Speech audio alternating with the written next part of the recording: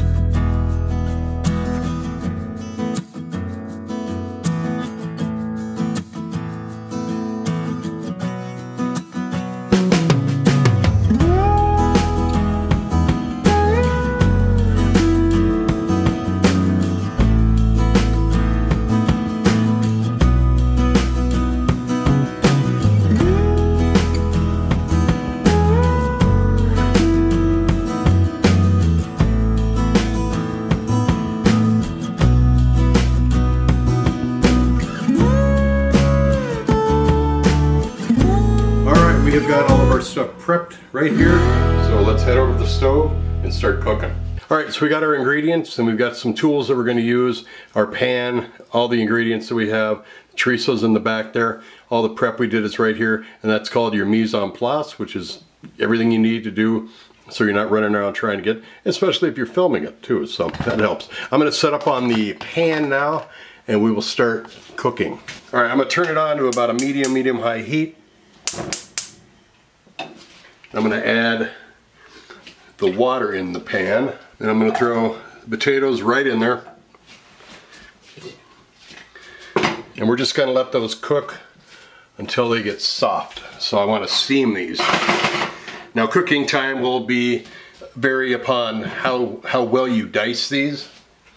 So the smaller the dice, the quicker they'll cook. Okay, they're cooking, softening up. So I want to stir it, make sure nothing's sticking to the pan, and I've got enough water in there. I don't want them to burn, but they're still hard. I'm going to let them continue to steam. Now this recipe is not written in stone. If you need to add more water to the pan while this is cooking, you don't want it to go dry. You don't want it to go dry because it'll stick to the pan and burn and scald, and you will just need to pay attention to it. Add a little more water to it as needed to keep them steaming. Keep a lid on it, just keep an eye on it, and then when they're soft, then you'll be able to move on to the next step. But if you need to add more water, go ahead and add more water. Alright, looks like we have achieved what we wanted. Potatoes are cooked, starting to, you can see when you put a right through there, you can see when you take the spoon, it just breaks right in half. So you want to get as much liquid out of this because we're going to be adding oil to it, and you don't want the oil to go into that water and just start splattering. So most of the liquid is cooked off. I'm going to add our oil now and our onions. So a little bit of salt and pepper. We're just going to stir this up. We're going to cover this again. Alright, the onions are starting to soften up and become translucent. We're going to add our garlic right in there, and the tomatoes. We're going to stir that up. No need to cover it now. You want to get that, where you get that fragrant aroma from the garlic.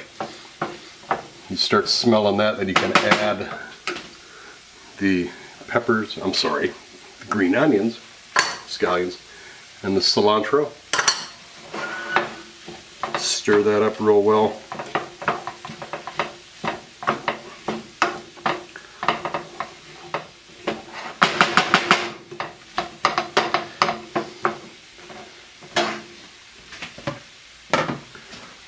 Back out just a little bit because we're going to turn off your heat. And then I'm going to put everything I just did into this bowl.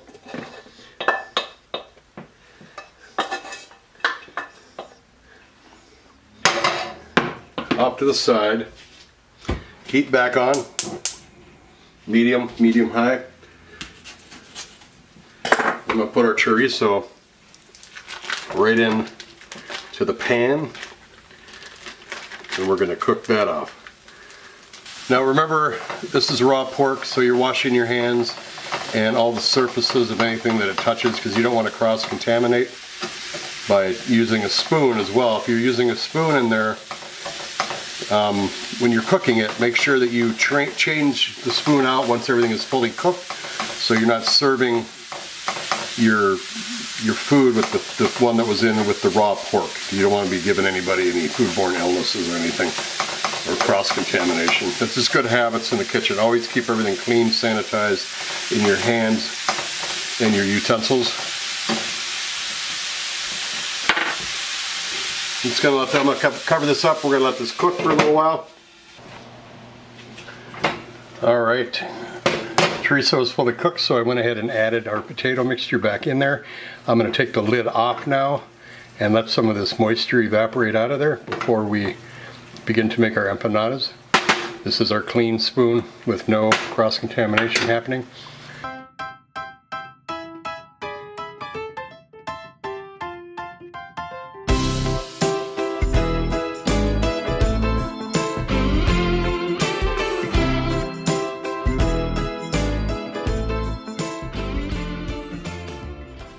I've got a couple of pie crusts here. I'm going to put some flour down on our board.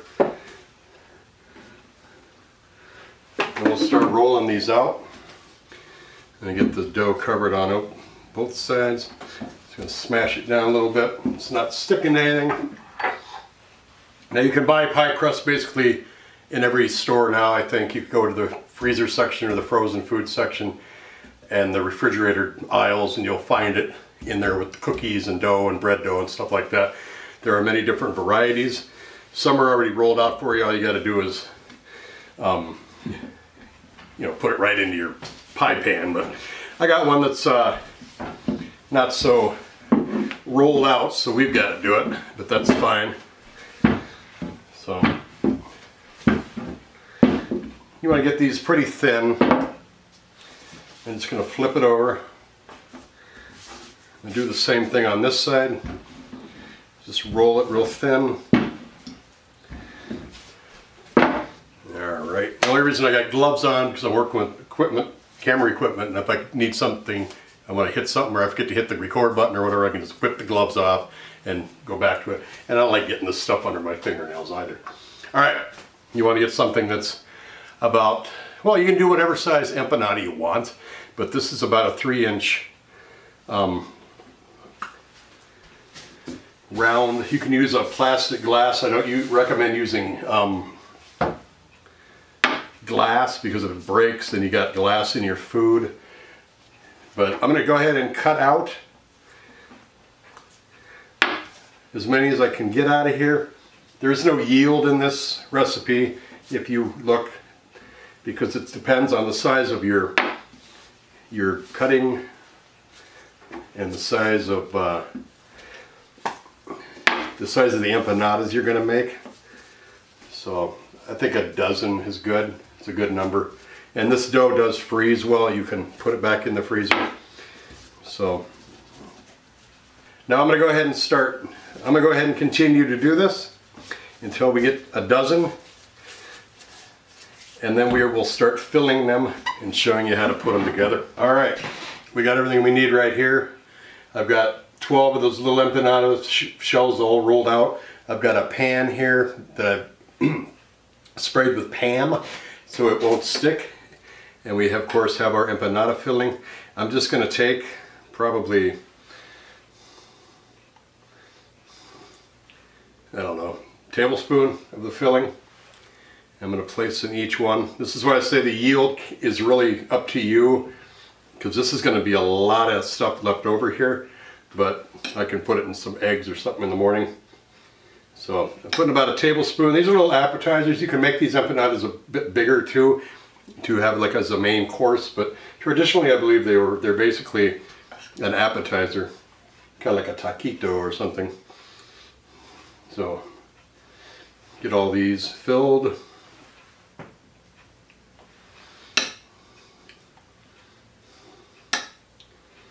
And then we'll start rolling it up. Try to get a little bit of everything in there. Alright, I'm just going to set this pan out of the way real quick. And then we're just going to take and fold this over, crimp the edges so it shuts. And I've got a spoon, or a fork, well, gee chef, what's that? A fork, where I'm just going to crimp it and then make it kind of pretty like that. There it is. I'm going to put these on the tray. I'm going to finish these, and then we're going to spray the top of them and throw them in the oven. Alright, I'm going to spray the top of them. Throw them in the oven for 400 degrees for about 15 minutes. Alright, these are done. 15 minutes. You want to get these brown a little bit on here. A couple of them were a little bit shoddily wrapped. My first attempt at doing this. They are a little small, but I'm not making any excuses. They smell fantastic. They might look a little weird, but they smell fantastic. I can guarantee you that.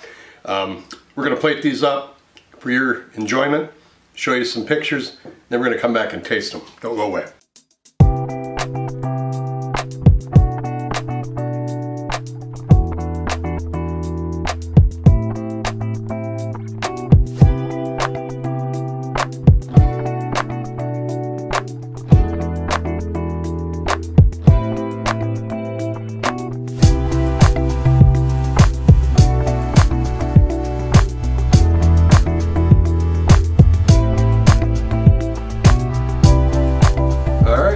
Get one here and then we'll give it a taste. I'm going to go ahead with the sour cream. Alright, here we go. Flaky. First thing you get, that pie crust, flaky. That filling is got so many components in it. The softness of the potatoes, the heat from that chorizo, the texture of the chorizo is totally different from any other, like ground beef. A little salsa here.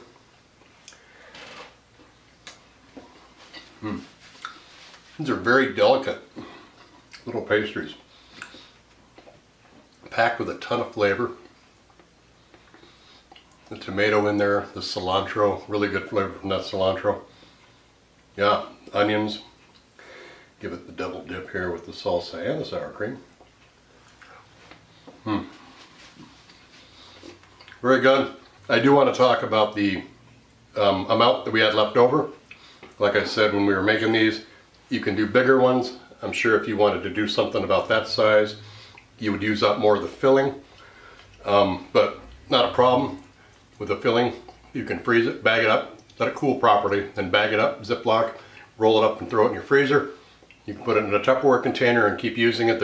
You can make an omelet, you can mix eggs in there. You can do a casserole. You can put it in your nachos. It'd be good with nachos. I think I might do that tonight. It would be really good with nachos, so I'm going to try that a little later tomorrow maybe. But also you can make all the empanadas. You can make them all up, roll a ton of dough, make the empanadas, and then put them on your tray and freeze them, and then you can pull them out as you need freeze them, and then bag up the frozen ones, and then you can just pull them out like you do at the store when you get a bag of, say, those little Totino pizza rolls or whatever. It'd be the same kind of application. So we've made a lot, but there's not a problem with having leftovers. There never is, because there's so many different ways you can use them. So I'm glad you watched me make these. I hope you learned something from it. I appreciate you watching. Take care of yourself. Don't forget to head over to my website, www.itsonlyfood.biz, and check out my seasoning shop that I've got on there as well. I've got a gourmet seasoning shop that I have. It's been fun. Take care of yourselves. Let's take care of each other. We'll see you next time. Thanks for watching. Bye-bye.